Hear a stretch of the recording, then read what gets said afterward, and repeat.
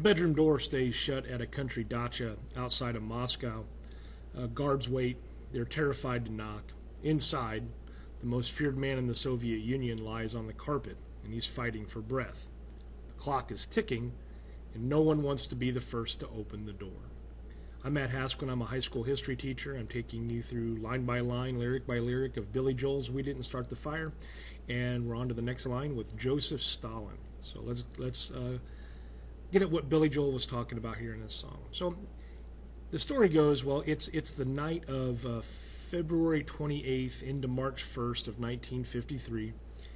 Joseph Stalin, the victor of the Great Patriotic War, the architect of the Purge state, hosts a late dinner with his inner circle. You have Beria, you have Malenkov, Khrushchev, Bulganin, and there's toasting, there's heavy food, there's jokes that's, edged with menace. It's a terrible time. But, anyway, near dawn, Stalin retires to his rooms at Kuntsevo. Then there's silence. Morning comes, there's no bell, there's no orders. The staff freeze, right? Stalin's paranoia has trained everyone to fear initiative. And when they finally enter the room, they find him on the floor. He's soaked in urine, he's barely conscious, and doctors are slow to arrive because only weeks earlier, Stalin pushed the doctor's plot, which was the accusations against physicians, many Jewish, and that accusation was that many of these doctors were conspiring to kill Soviet leaders.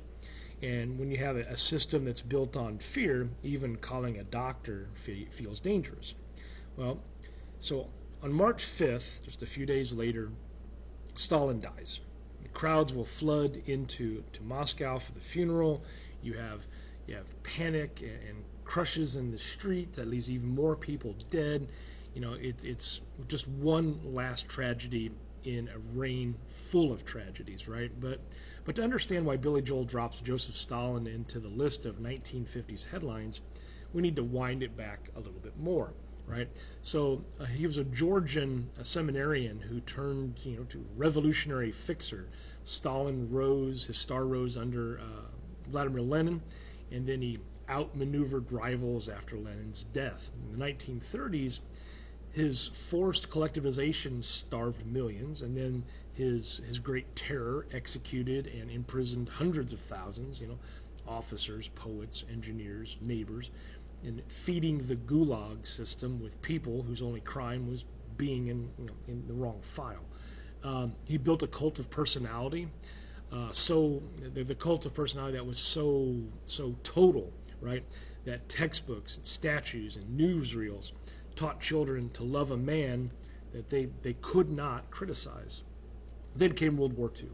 Hitler invades, the Soviet Union bleeds, cities starve and burn, the Red Army fights its way back to Berlin. Not way back to, but way to Berlin. Stalin claims victory, and then, the bill, right? You have a traumatized empire that extends from the Baltic to the Black Sea, and after the war, he manufactures the Eastern Europe into a communist bloc, the Warsaw Pact.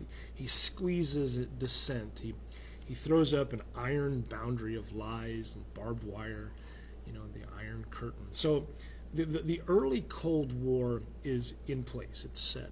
Berlin blockades and airlifts, spies in the shadows. Nuclear nerves were tingling on both sides of the Cold War. And by the early 1950s, paranoia begins to tighten again. You have these anti-cosmopolitan campaigns. You have arrests. You have the doctor's plot that I mentioned. And then you have silence at the dacha, the locked door, and the fall of a man whose power was built on making everyone else hesitate. And what follows is a scramble. Malenkov appears to lead. Beria moves probably the fastest. Then he's arrested and executed within months. Khrushchev consolidates, and in 1956 gives the secret speech, which denounces Stalin's cult and his crimes. And you have a kind of a thaw that begins. It's rather limited, it's kind of uneven, but it's real. And prisoners come home, statues start coming down, but the fear does not vanish. But, someone's turning down the volume, right? So why does it matter here? Well, Joseph Stalin in the lyric isn't just a name. It's a shadow that's cast across, half of a century. He industrialized effectively what was a peasant empire, and he did it by crushing bodies and crushing the truth. His death in 1953 is a hinge on which the Cold War turns, and it begins the process of de-Stalinization. It also becomes a space for uprisings like Hungary in 1956. And you have a world where the possibility of change begins to flicker, but it's rather brief.